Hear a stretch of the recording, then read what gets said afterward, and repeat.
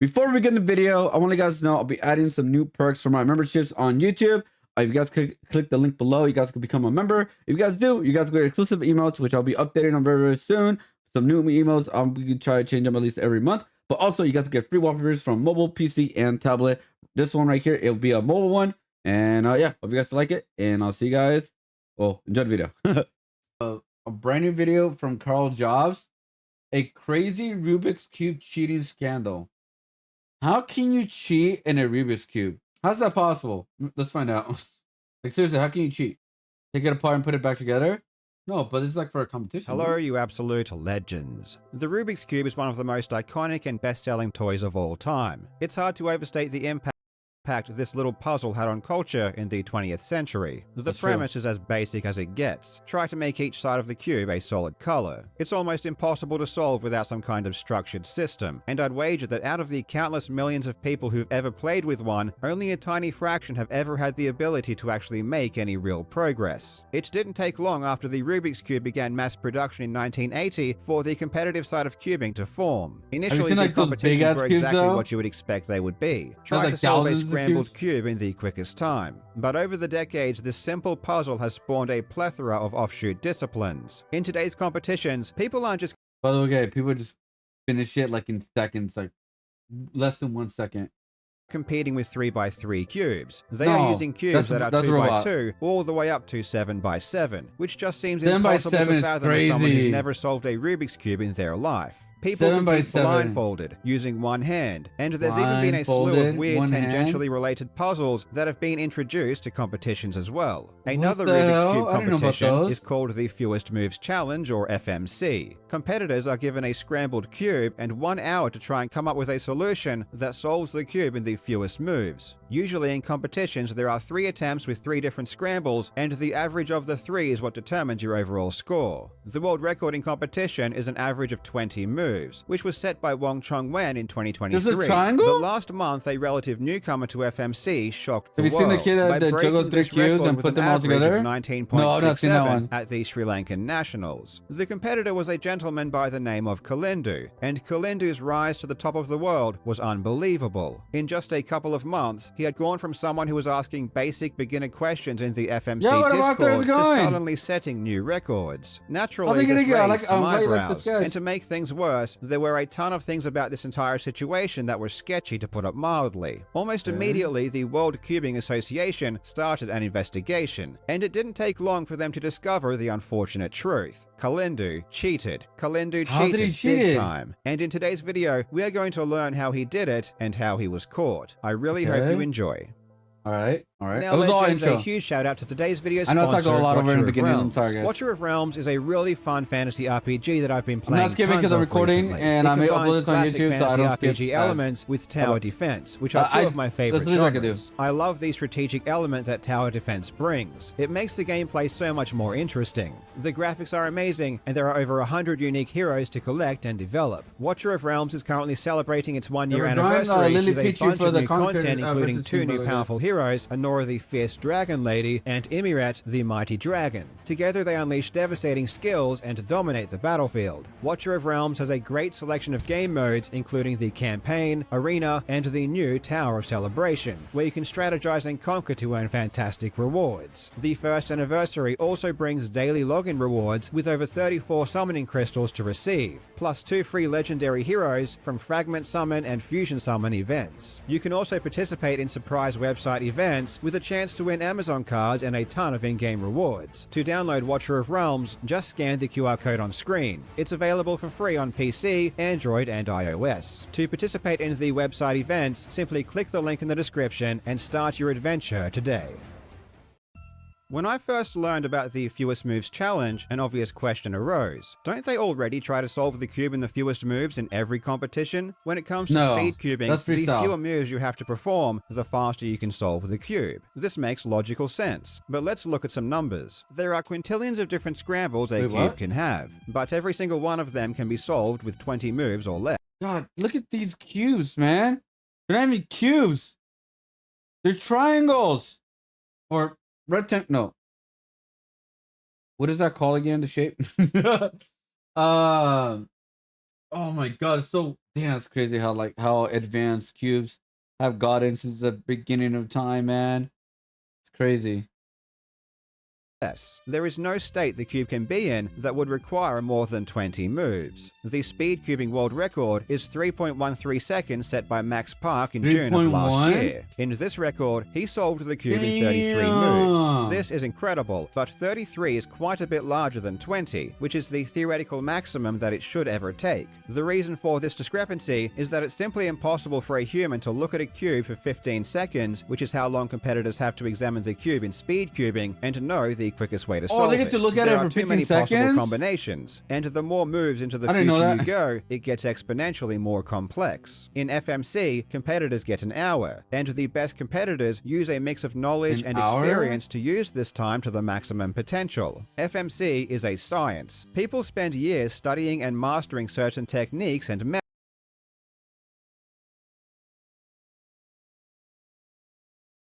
So R, blue, Y, blue 2. What's F2? I thought the letters were like the colors, but there's something else. Wait, what?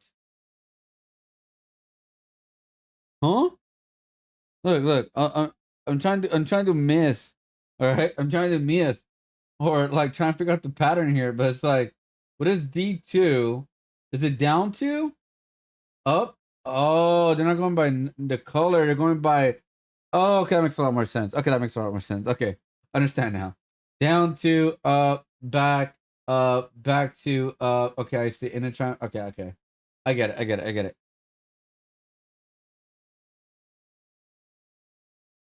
Methods, and while an hour seems like a long time, ultimately it does end up being a race. It's a race to see how many paths you can go down, how many different combinations you can explore, to hopefully find a solution that's better than your rivals. As I said, humans can't eyeball the optimal solution, so they need to study and have a deep understanding of many different techniques and concepts that help them navigate the cube. FMC is a distinct skill from everything else, and it takes a long time to master, unless of course your name is Kalindu.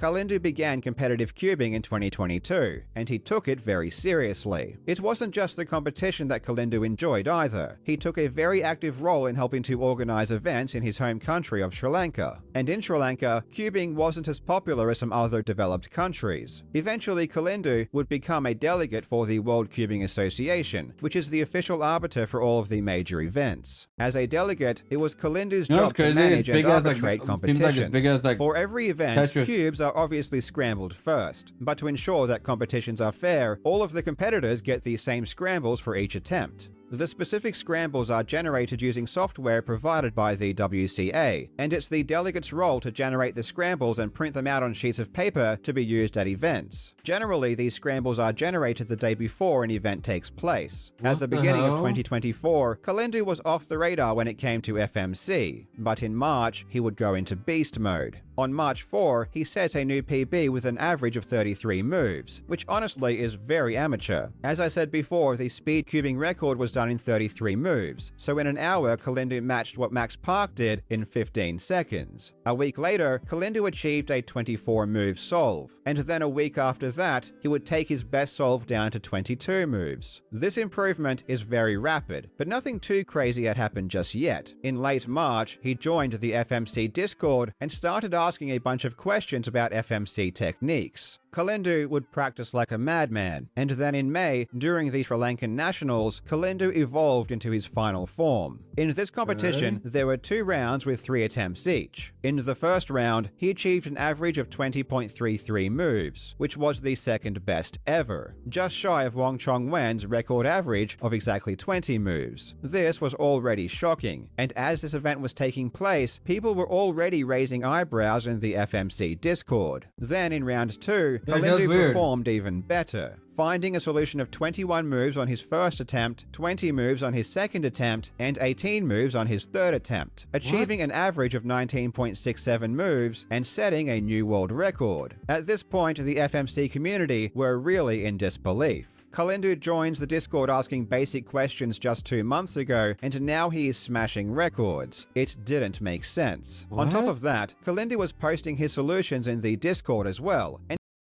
let's see, right 2, Wait, what's A2? What is A2? Is this?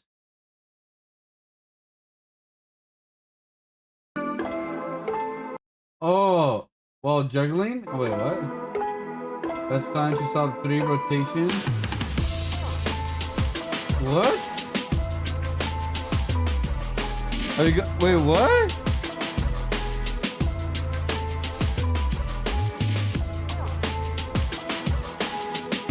I'm not even seeing him flipping them. What the hell? I don't even see that.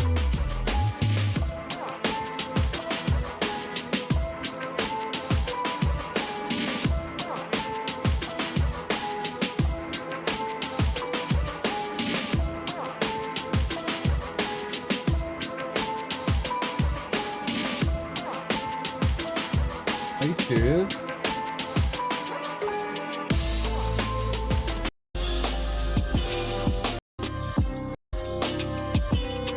So he's already done with 1 and 2. What the hell?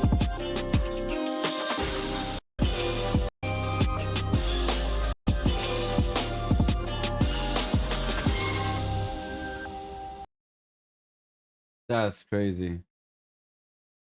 What?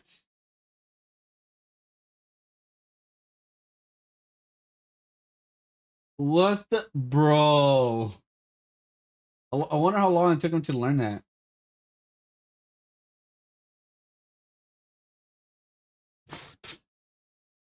Okay, dude. And his solutions didn't make sense. Sure, these solutions worked, but they weren't the type of solutions that you would expect to find. FMC relies heavily on established methods, and good FMC competitors can generally look at a solution and deduce the method that was used to find it. Humans do things in certain ways. There is usually some logic that you can follow to reach an answer. Computers use brute force, so they are able to find things that humans can't. Kalindu's solutions looked more like computer solutions, and I'll give you an example of what I mean. FMC competitors use a method known as domino reduction. Oh, so that's how you cheated. You got the solutions to the computer and memorized the solutions of the computer and did those because those are quicker. Which involves several steps. The exact method isn't too relevant, but the basic rule is that you want to finish each step in the fewest moves you can, and you only spend time going down paths where the first couple of steps were completed in relatively few moves. For example, a top-level solver would hope to complete the second step in around 10 moves. They would find several solutions that have this kind of good start, and then spend their time working on those. It's not possible to know how many remaining moves you need to solve a cube after these first couple of steps without putting in a lot of extra time working it out. So you focus on the fast starts and disregard any start that isn't ideal. Statistically, this is the best way to play the game. Kalindu didn't always do this. Sometimes he had very slow starts, finishing the second step in 12 or 13 moves. Then he ended up getting very lucky with quick finishes. One of the other FMC experts, Daniel Edgell, ran 1,000,000 simulations and wasn't able to match the types of finishes Kalindu was getting a single time. To put it mildly, things were suspicious, and people were very outspoken about their doubts in the Discord. Someone beat his Several hours record? after the Really? competition, Kalindu that's would an old post his record. What's the new worksheets to one? the Discord trying to vindicate himself. But this seemed to make things worse, because according to other top solvers, they didn't show enough working. Kalindu seemed to find the solutions way too quickly without running through enough possible solutions. It was like he magically stumbled onto the correct path every time. Several days later, Kalindu posted an hour-long video.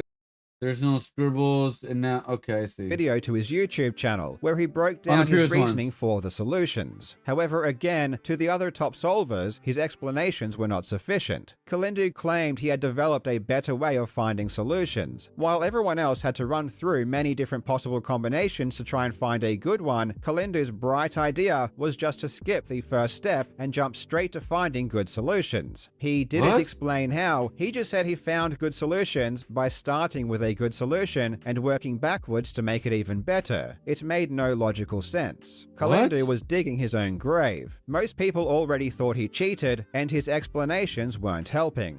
But if he did cheat, how did he do it? Well, there are two possibilities. One is that after seeing the scrambles and during competition, he used a small computer to find a solution. The other possibility is that he knew the scrambles well beforehand and memorized the solution going into the competition. The latter seemed more likely, especially because Kalindu was a delegate, which means it was literally his job to generate scrambles and bring them to the competition. Now, there were several other delegates at that competition, so it was possible that someone else handled the scrambles for FMC and not Kalindu. And in his Discord message after the event, Kalindu said that another delegate handled those scrambles. But this was ultimately shown to be a lie. It was Kalindu that generated the scrambles for FMC at this event. The WCA immediately launched an investigation. They reached out to the creator of an online tool called Mallard, which is a tool FMC solvers use to find optimal solutions to scrambles. This wasn't common knowledge at the time, but every single scramble that is put into this tool is logged. So they checked to see if anyone had used this tool to enter the scrambles that were generated for the Sri Lankan nationals. The answer was no, but then they went a step further and checked Kalindu's two previous events, the ones back in March where he achieved solves of 24 and then 22. And it turns out that several days before each competition, someone entered those exact scrambles into the Mallard tool. And for those two events, the only delegate was Kalindu. So he is the only possible person that had access to them before the competition.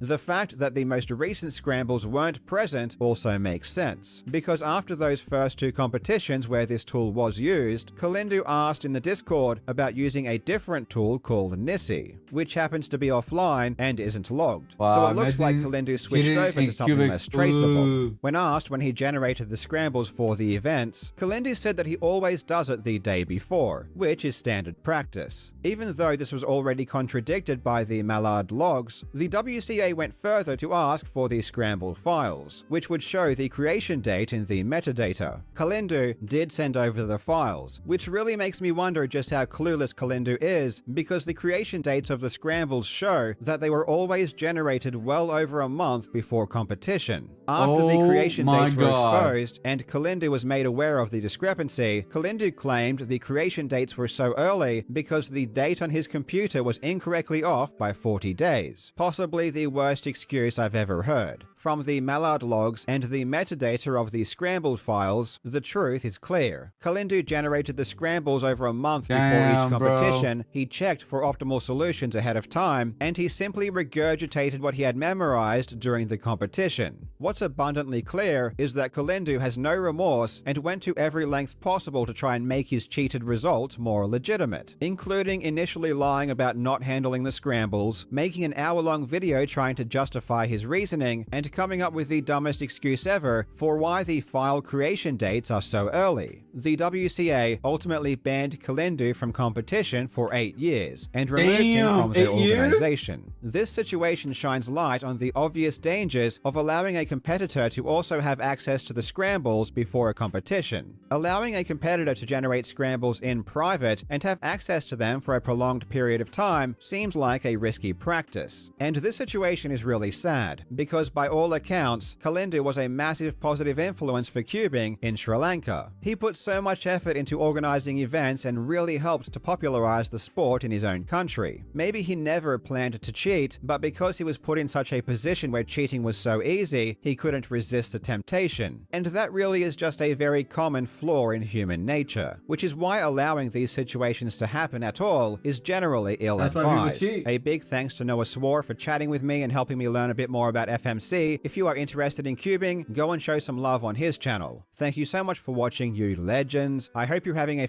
I mean, it is possible that he probably like the pressure of like he's the guy to bring this into where he lives and all that in Lanka. But is that still like not okay? He's banned for 8 years. I wonder how long ago was this when he was banned. God damn it, bro. God damn it. Why, Kalindu? These unverified fake world records remind me of when I wear a world's greatest dad sweater. I'm not actually even a father. Oh man. Hey, that's me? Oh. It's almost impossible to solve without... Oh, the video. Okay.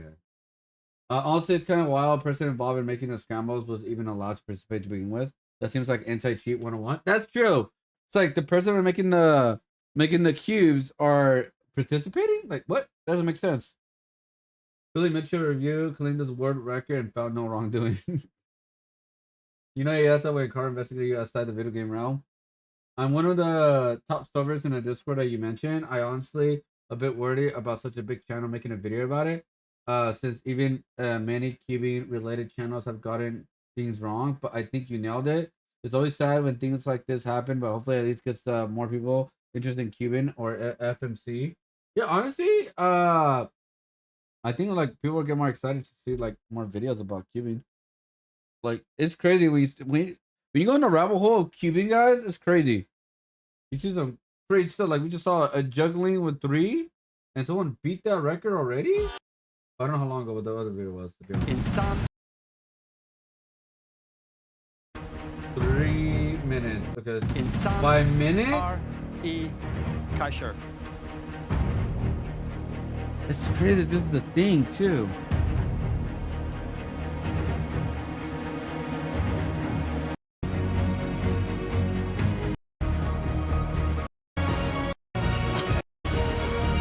Wait, it's less than 3. It's less than 3 minutes.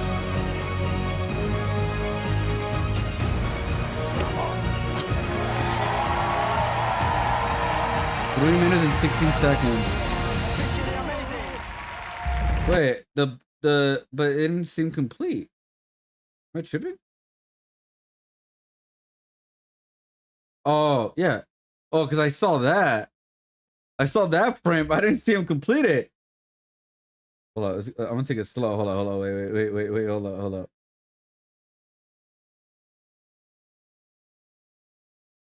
What the? Huh? Did he change it while it was up in the air? No. Oh, he just did it quick. What the? Bro. Bro. Bro. Look, I was confused. It happened so quick. It legit happened so quick. Hold up, where is it? Yeah, it's this one right here. It's like, did he change it while I was up in the air or something? Like, what the hell?